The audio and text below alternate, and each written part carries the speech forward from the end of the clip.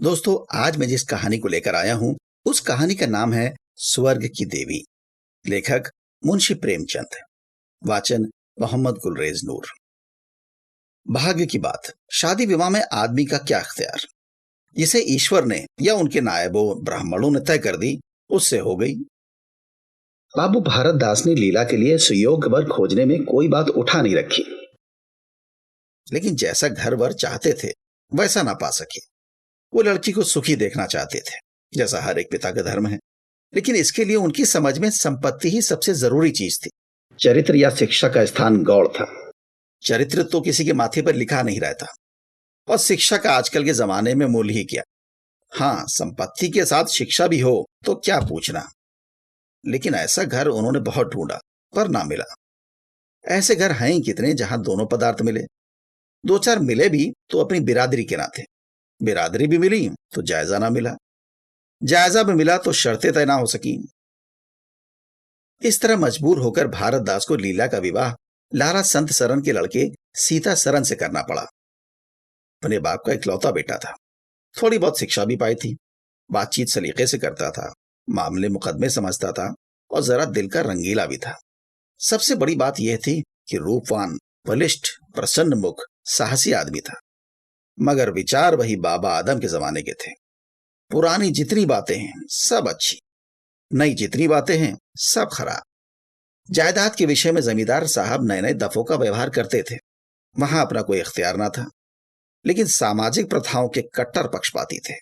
सीता सरन अपने बाप को जो करते या कहते देखता वही खुद भी कहता और करता था। उसमें खुद सोचने की शक्ति ही ना थी। बुद्धि की मंदता बहुधा सामाजिक अनुदारता के रूप में प्रकट होती है। लीला ने जिस दिन घर में पांव रखा उसी दिन उसकी परीक्षा शुरू हुई। वो सभी काम जिनकी उसके घर में तारीफ होती थी यहां वर्जित थे। उसे बचपन में ताजी हवा पर जान देना सिखाया गया था। यहां उसके सामने मुंह खोलना भी पाप था। बचपन से सिखाया गया था कि रोशनी ही जीवन है। यहां रोशनी के दर्शन ही दुर्लभ थे। घर पर अहिंसा, क्षमा और दया ईश्वरीय गुण बताए गए थे। यहां इसका नाम लेने की भी स्वाधीनता न थी। संत सरन बड़े तीखे, गुस्सेवर आदमी थे। नाक पर मक्खी ना बैठने देते। धूर्तता और छल कपट से ही उन्होंने जायदाद पैदा की थी और उसी को सफल जीवन का मंत्र समझते थे। उनकी पत्नी उनसे भी 2 अंगुल ऊंची थी। मजाल क्या कि बहू अपनी अंधेरी कोठरी के द्वार पर खड़ी हो जाए या कभी छत पर टहल सके, प्रलय आ जाता, आसमान सिर पर उठा लेती। उन्हें बकने का मर्ज था। दाल में नमक का जरा तेज हो जाना उन्हें दिन भर बकने के लिए काफी बहाना था। मोटी ताजी महिला थी। छीट का घाघरेदार लहंगा पहने, पानदान बगल में रखे, गहनों से लदी हुई, सारे दिन बरोटे में माची पर बैठी रहती थी। क्या मजाल कि घर में उनकी इच्छा के विरुद्ध एक पत्ता भी हिल जाए। बहू की नई नई आदतें देख देख चला करती थी। अब काहे को आबरू रहेगी, मुंडेर पर खड़ी होकर झांकती है। मेरी लड़की ऐसा दीदा दिलेर होती तो गला घोट देती। ना जाने इसके देश में कौन लोग बसते हैं। गहने नहीं पहनती, जब देखो नंगी बुच्ची बनी बैठी रहती है। ये भी कोई अच्छे लक्षण है। लीला के पीछे सीता सरन पर भी फटकार पड़ती। तुझे भी चांदनी में सोना अच्छा लगता है, क्यों? तू भी अपने को मर्द कहेगा? वो मर्द कैसा कि औरत उसके कहने पे ना रहे। दिन भर घर में घुसा रहता है। मुंह में जबान नहीं है, समझाता क्यों नहीं? सीता सरन कहता, अम्मा जब कोई मेरे समझाने से माने तब तो। मां, मानेगी क्यों नहीं? तू मर्द है कि नहीं? मर्द वो चाहिए कि कड़ी निगाह से देखे तो औरत कांप उठे। सीता सरन, तुम तो समझाती ही रहती हो। मां, मेरी उसे क्या परवाह। समझती होगी मुड़िया 4 दिन में मर जाएगी, तब मैं मालकिन हो ही जाऊंगी। सीता सरन, तो मैं भी तो उसकी बातों का जवाब नहीं दे पाता। देखती नहीं हो कितनी दुर्बल हो गई है। वो रंग ही नहीं रहा। उस कोठरी में पड़े पड़े उसकी दशा बिगड़ती जाती है। बेटे के मुंह से ऐसी बात सुन माता आग हो जाती और सारे दिन जलती। कभी भाग्य को कोसती, कभी समय को। सीता सरन माता के सामने तो ऐसी बातें करता, लेकिन लीला के सामने जाते ही उसकी मति बदल जाती थी। वो वही बातें करता जो लीला को अच्छी लगती। यहां तक कि दोनों वृद्धा की हंसी उड़ाते। लीला को इसमें और कोई सुख ना था। वो सारे दिन कुड़ती रहती। कभी चूल्हे के सामने ना बैठी थी, पर यहां पसेरियों आटा थोपना पड़ता। मजूरों और टहलुओं के लिए भी रोटियां पकानी पड़ती। कभी कभी वो चूल्हे के सामने बैठी घंटों रोती। ये बात ना थी कि ये लोग कोई महाराज रसोइया ना रख सकते हो, पर घर की पुरानी प्रथा यही थी कि बहू खाना पकाए और उस प्रथा को निभाना जरूरी था। सीता सरन को देखकर लीला का संतप्त हृदय एक क्षण के लिए शांत हो जाता था। गर्मी के दिन थे और संध्या का समय। बाहर हवा चलती थी, भीतर देह फूकती थी। लीला कोठरी में बैठी किताब देख रही थी कि सीता सरन ने आकर कहा, यहां तो बड़ी गर्मी है, बाहर बैठो। लीला, ये गर्मी उन तानों से अच्छी है जो अभी सुनने पड़ेंगे।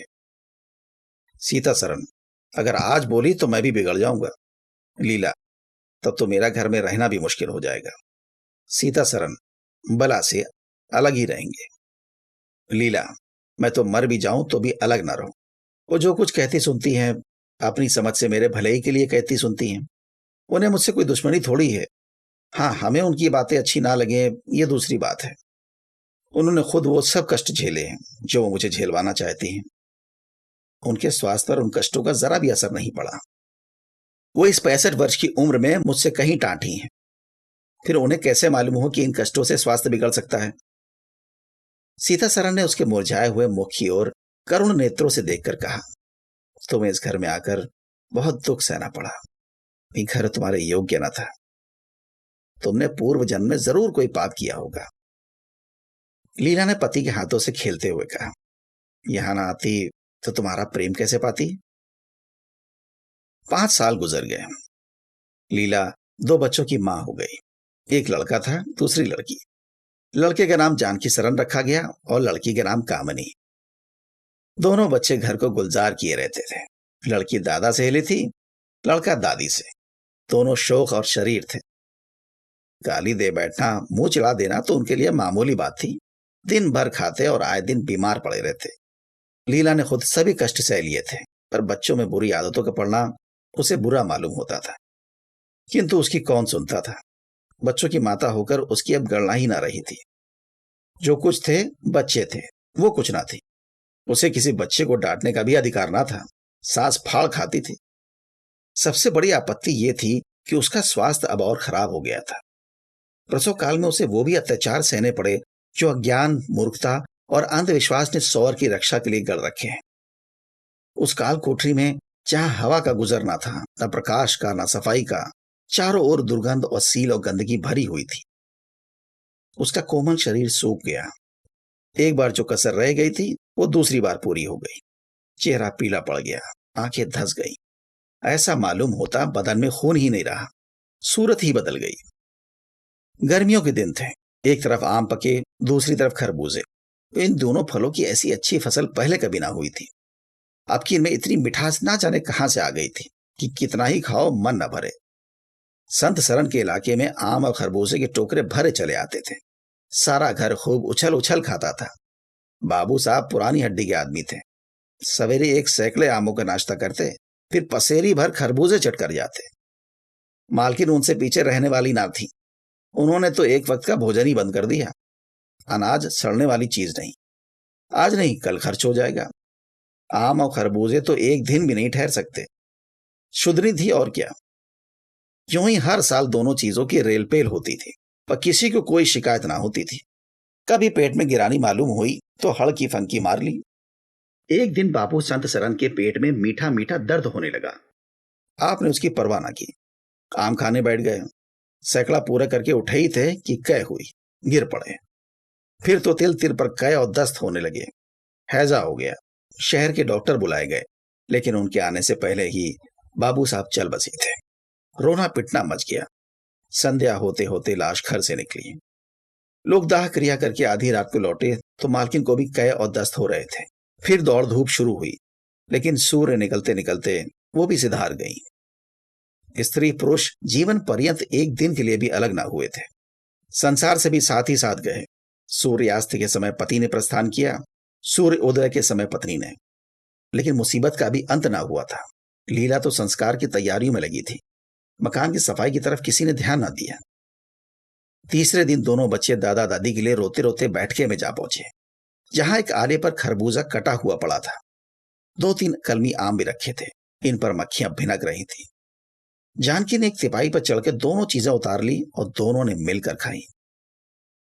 शाम होते होते दोनों को हैजा हो गया और दोनों माँ बाप को रोता छोड़कर चल बसे। घर में अंधेरा हो गया। 3 दिन पहले जहां चारों तरफ चहल पहल थी, अब वहां सन्नाटा छाया हुआ था। किसी के रोने की आवाज भी सुनाई ना देती थी। रोता ही कौन? ले दे के कुल 2 प्राणी रह गए थे और उन्हें रोने की सुधि ना थी। लीला का स्वास्थ्य पहले भी कुछ अच्छा ना था, अब तो वो और भी बेजान हो गई। उठने बैठने की शक्ति भी ना रही। हर दम खोई सी रहती। न कपड़े लत्तों की सुधि थी, न खाने पीने की। उसे न घर से वास्ता था, न बाहर से। जहां बैठती वहीं बैठी रहती। महीनों कपड़े न बदलती, सिर में तेल न डालती। बच्चे ही उसके प्राणों के आधार थे। जब वो ही ना रहे तो मरना और जीना बराबर था। रात दिन यही मनाया करती कि भगवान यहां से ले चलो। सुख दुख सब भुगत चुकी। अब सुख की लालसा नहीं है, लेकिन बुलाने से मौत किसी को आई है? सीता सरन भी पहले तो बहुत रोया धोया, यहां तक कि घर छोड़कर भाग जाता था। लेकिन ज्यों ज्यों दिन गुजरते थे, बच्चों का शोक उसे दिल से मिटता जाता था। संतान का दुख तो कुछ माता ही को होता है। धीरे धीरे उसका जी संभल गया। पहले की भांति मित्रों के साथ हंसी दिल्लगी होने लगी। यारों ने भी और भी चंग पर चढ़ाया। अब घर का मालिक था, जो चाहे कर सकता था। कोई उसका हाथ रोकने वाला ना था। सैर सपाटे करने लगा। कहां तो लीला को रोते देख उसकी आंखें सजल हो जाती थी, कहां उसे उदास और शोकमग्न देखकर झुंझला उठता। जिंदगी रोने ही के लिए तो नहीं है। ईश्वर ने लड़के दिए थे, ईश्वर ही ने छीन लिए। क्या लड़कों के पीछे प्राण दे देना होगा? लीला ये बातें सुनकर भौचक रह जाती। पिता के मुंह से ऐसे शब्द निकल सकते हैं? संसार में ऐसे प्राणी भी हैं? होली के दिन थे। मर्दाने में गाना बजाना हो रहा था। मित्रों की दावत का भी सामान किया गया था। अंदर लीला जमीन पर पड़ी रो रही थी। त्योहारों के दिन उसे रोते ही कटते थे। आज बच्चे होते तो अच्छे अच्छे कपड़े पहने कैसे उछलते फिरते। वही ना रहे तो कहां की तीज और कहां का त्योहार। सीता सरन ने आकर कहा, क्या दिन भर रोती ही रहोगी? जरा कपड़े तो बदल डालो, आदमी बन जाओ। ये क्या तुमने अपनी गत बना रखी है? लीला, तुम जाओ अपनी महफिल में बैठो। तुम्हें मेरी क्या फिक्र पड़ी है? सीता सरन, क्या दुनिया में और किसी के लड़के नहीं मरते? तुम्हारा ही सर ये मुसीबत आई है। लीला, ये बात कौन नहीं जानता।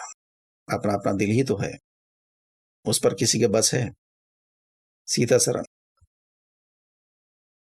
मेरे साथ भी तो तुम्हारा कुछ कर्तव्य है। लीला ने कौतूहल से पति को देखा, मानो उसका आशय नहीं समझी। फिर मुंह फेर कर रोने लगी। सीता सरन, मैं अब इस मनुष्यत का अंत कर देना चाहता हूं। अगर तुम्हारा अपने दिल पर काबू नहीं है तो मेरा भी अपने दिल पर काबू नहीं है। मैं जिंदगी भर मातम नहीं मना सकता। लीला, तुम राग रंग मनाते हो, मैं तुम्हें मना नहीं करती। मैं रोती हूं तो क्यों रोने नहीं देते? सीता सरन, मेरा घर रोने के लिए नहीं है। लीला, अच्छी बात है, मैं तुम्हारे घर में ना रोऊंगी। लीला ने देखा मेरे स्वामी मेरे हाथों से निकले जा रहे हैं। उन पर विषय का भूत सवार हो गया है। वो कोई समझाने वाला नहीं, वो अपने होश में नहीं है। मैं क्या करूं? अगर मैं चली जाती हूं तो थोड़े ही दिनों में मेरा सारा घर मिट्टी में मिल जाएगा और इनका वही हाल होगा जो स्वार्थी मित्रों के चंगुल में फंसे हुए नौजवान रईसों का होता है। कोई घुलटा घर में आ जाएगी और इनका सर्वनाश कर देगी। ईश्वर, मैं क्या करूं? अगर इन्हें कोई बीमारी हो जाती, क्या मैं उस दशा में इन्हें छोड़कर चली जाती? कभी नहीं। मैं तन मन से इनकी सेवा शुश्रूषा करती, ईश्वर से प्रार्थना करती, देवताओं से मनौतियां करती। माना इन्हें कोई शारीरिक रोग नहीं है, लेकिन मानसिक रोग अवश्य है।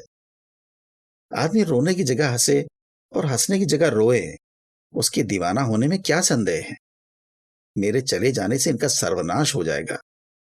इन्हें बचाना मेरा धर्म है। हाँ, मुझे अपना शोक भूल जाना होगा। रोऊंगी, लेकिन हंस हंस कर। अपने भाग्य से लड़ूंगी। जो जाते रहें उनके नाम को रोने के सिवा और कर ही क्या सकती हूं? लेकिन जो हैं उन्हें ना जाने दूंगी। ये टूटे हुए हृदय, आज तेरे टुकड़ों को जमा करके एक समाधि बनाऊं और अपने शोक को उसके हवाले कर दूं। वो रोने वाली आंखें, आओ मेरे आंसुओं को अपने विहंसित छटा में छुपा लो। आओ मेरे आभूषणों, मैंने बहुत दिनों तक तुम्हारा अपमान किया। मेरा अपराध क्षमा करो। तुम मेरे भरे दिन के साथी हो। तुमने मेरे साथ बहुत विहार किए हैं। अब इस संकट में मेरा साथ दो, मगर दगा ना करना। मेरे भेदों को छिपाए रखना। लीला सारी रात बैठे ही अपने मन में यही बातें करती रही। उधर मर्दाने में धमा चौकड़ी मची हुई थी। सीता सरन नशे में चूर, कभी गाता था, कभी तालियां बजाता था। उसके मित्र लोग भी उसी रंग में लगे हुए थे। मालूम होता था इनके लिए भोग विलास के सिवा और कोई काम नहीं है। पिछले पहर को महफिल में सन्नाटा हो गया। हू हा की आवाजें बंद हो गईं। लीला ने सोचा, क्या लोग कहीं चले गए या सो गए? एकाएक सन्नाटा क्यों छा गया? जाकर दहलीज पे खड़ी हो गई और बैठक में झांक कर देखा। सारी देह में एक ज्वाला सी दौड़ गई। मित्र लोग विदा हो गए थे। समाजियों का पता न था। केवल एक रमणी मसनद पर लेटी हुई थी और सीता सरन उसके सामने झुका हुआ उससे बहुत धीरे धीरे बातें कर रहा था। दोनों के चेहरों और आंखों से उनके मन के भाव साफ झलक रहे थे। एक की आंखों में अनुराग था, दूसरे की आंखों में कटाक्ष। एक भोला भाला हृदय एक मायावनी रमणी के लिए हाथों लुटा जाता था। एक भोला भाला हृदय एक की आंखों में अनुराग था, एक की आंखों में अनुराग था, दूसरे की आंखों में कटाक्ष। एक भोला भाला हृदय एक मायावनी रमणी के हाथों लुटा जाता था। लीला की संपत्ति को उसकी आंखों के सामने एक छलनी चुरा लिए जाती थी। लीला को ऐसा क्रोध आया कि इसी समय चलकर इस उल्टा को आड़े हाथों लूं, ऐसा दुत्कारूं कि वो भी याद करे, खड़े खड़े निकाल दूं। वो पत्नी भाव जो बहुत दिनों से सो रहा था जाग उठा और उसे विकल करने लगा, पर उसने जब्त किया। वेग से दौड़ाती हुई तृष्णाएं अकस्मात ना रोकी जा सकती थी। वो उल्टे पांव भीतर लौटाई और मन को शांत करके सोचने लगी। वो रूप रंग में, हाव भाव में, नखे तिल्ले में उस दुष्टा की बराबरी नहीं कर सकती थी। बिल्कुल चांद का टुकड़ा है।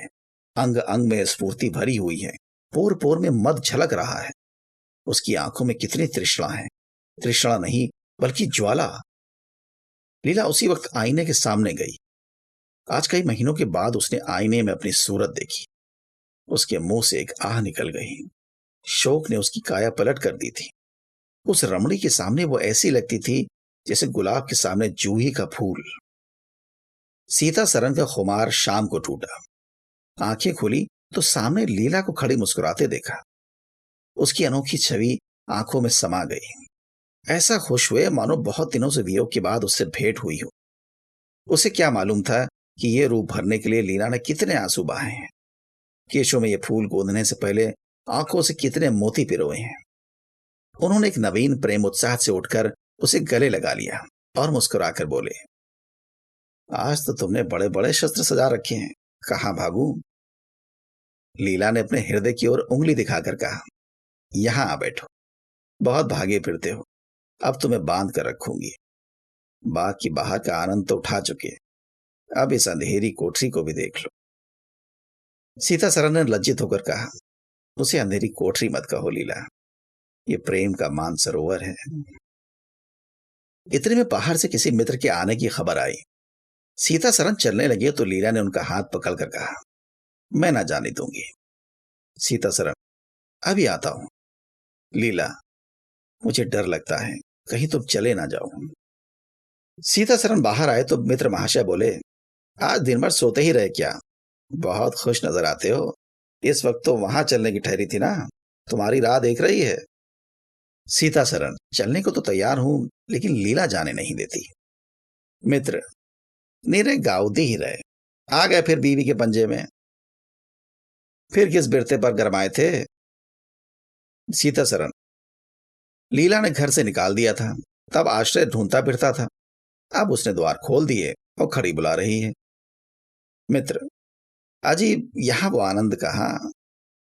घर को लाख सजाओ तो क्या बाग हो जाएगा? सीता सरन, भाई घर बाग नहीं हो सकता, पर स्वर्ग हो सकता है। मुझे इस वक्त अपनी शुद्रता पर जितनी लज्जा आ रही है वो मैं ही जानता हूं। जिस संतान शोक में उसने अपने शरीर को घुला डाला और अपने रूप लावण्य को मिटा दिया, उसी शोक को केवल मेरा की इशारा पाकर उसने भुला दिया। ऐसा भुला दिया कि मानो कभी शोक हुआ ही नहीं। मैं जानता हूं कि वो बड़े से बड़े कष्ट सह सकती है। मेरी रक्षा उसके लिए आवश्यक है। जब अपनी उदासीनता के कारण उसने मेरी दशा बिगड़ती देखी तो अपना सारा शोक भूल गई। आज मैंने उसे अपने आभूषण पहनकर मुस्कुराते हुए देखा तो मेरी आत्मा पुलकित हो उठी। मुझे ऐसा मालूम हो रहा है कि वो स्वर्ग की देवी है और केवल मुझ जैसे दुर्बल प्राणी की रक्षा के लिए ही भेजी गई है। मैंने उसे जो कठोर शब्द कहे वो अगर अपनी सारी संपत्ति बेचकर भी मिल सकते हैं तो लौटा देता। लीला वास्तव में स्वर्ग की देवी है।